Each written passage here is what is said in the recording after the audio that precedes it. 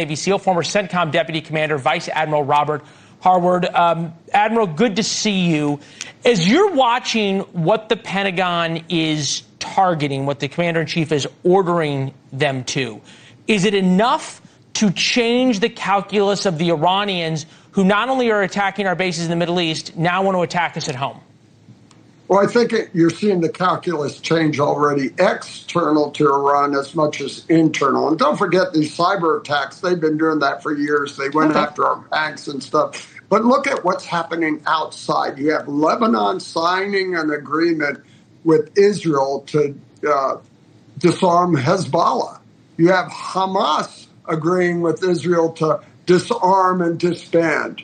You're watching people agree to go into the fight. Saudis doing strike. So the political support, and the same thing with the Houthis. You got people signing on to go after the Houthis because of their attacks. So external to Iran, you're seeing the calculus change dramatically. And while the strikes have effect of going after and eradicating missiles and drones, the economic pressure continues to build. And that's what's really devastating the country and will bring the people out of their homes. As you saw with the executions in Isfahan this week, they came out to protest. And again, the IRGC responded by shooting them down. So the pressure is changing and the calculus for the government's changing. So they've got to use everything left in their inventory to stay alive. You know, Admiral, I think you make a great point that this is about keeping pressure on the Iranian regime. That takes time and it takes resolve. You've studied the Iranians. These are people who believe they're in a religious war that's gone on for 1,400 years. The suffering of their people, even the deaths of their family, is somehow considered proof of their righteousness in Shia Islam. What is the end goal that the president needs to be looking for? Is it regime change or is it some kind of deal?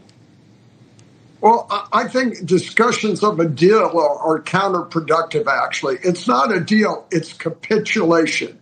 The government of Iran has to acknowledge that they're going to not have a nuclear weapons program. They've got to stop threatening vessels and ship and the free flow of commerce through the Straits. So they have to acknowledge that that's an international waterway. You were in agreement with the former Secretary of State from the first Trump administration, Mike Pompeo. Take a listen. Forced capitulation is likely the only outcome that will get the American people what they need, the security and peace and stability in the Middle East that benefits the United States of America. So how do you get that capitulation?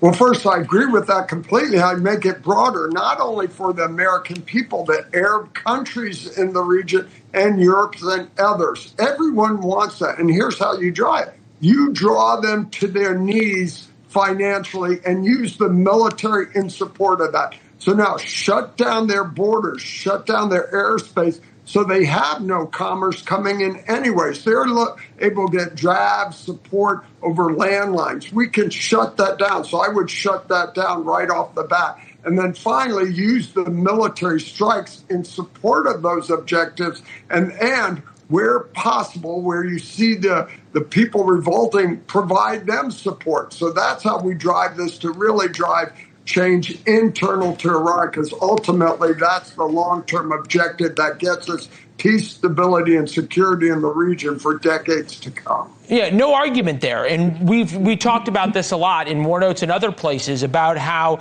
you have to start going after the regime's ability to project force internally, and you've got to go after their supply lines. That's the weapons coming in, say, from Pakistan. The only people better, perhaps, than the U.S. military to do that are the Israelis, who have sat this one out so far. Is it time for President Trump to shall we say, unshackle the Israelis?